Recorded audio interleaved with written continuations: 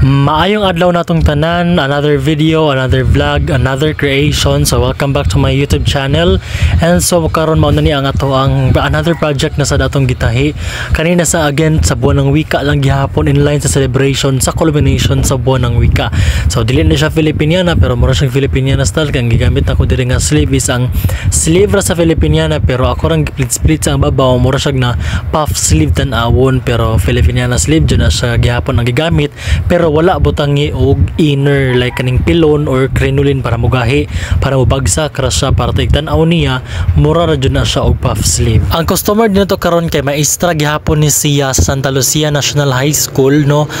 Teacher ni siya nga kaning sa otonon kay ang ilang celebration karon kay dili man ang mga students ang mo-showcase kundi mga teachers na ang mo-showcase kay wala na oras wala pud kuno budget ang school tungod sa event nga nahitabo last month.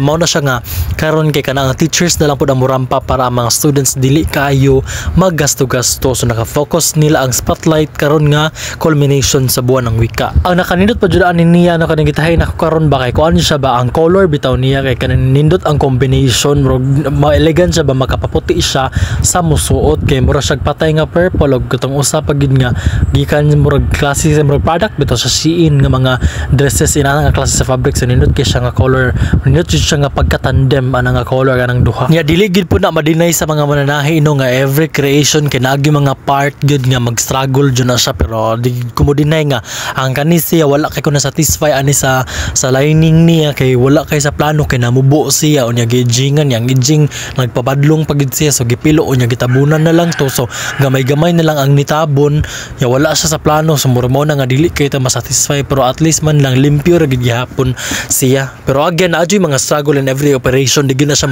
madinay sa mga mananahi. Ang nakaaligri lang sa din niya kay wala gini siya sa plano bitaw nga semi-balon ang gamiton ani sa skirt kay ang supposed to be good ang skirt ani niya may pencil cut siya niya na pleated diri sa may thigh dapit na pag-slit unya kay ang fabric ani nga gi-provide ni ma'am kay ang kaning sa skirt niya is 1 meter gyud nang mahay gani daw siya kay nganong 1 meter niya nagpanuko na daw siya kay pagpalit lagi niya na ikog siya kay nakat na ang 1 meter mo na nga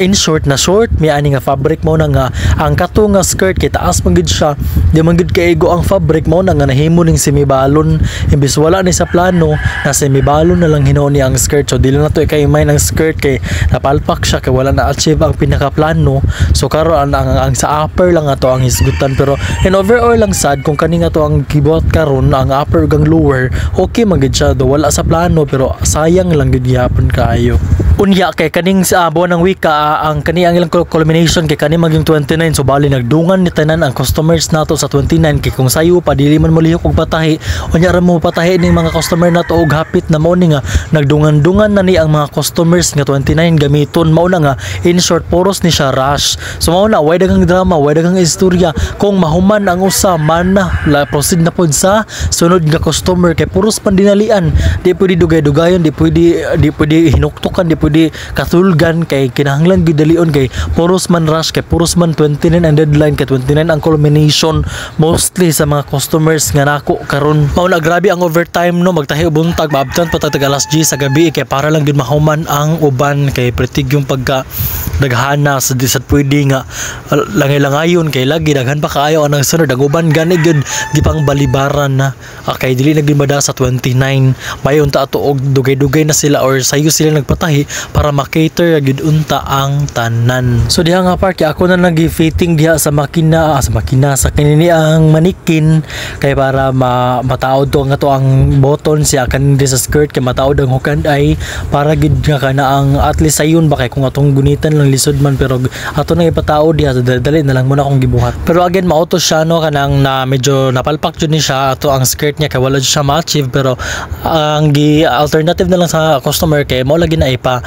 kanini ang ipasimibalon na lang so at least gitahay gyapon nato kung ano sa instruction kung mo na okay aware man pud siya daan nga dili gid kompleto ang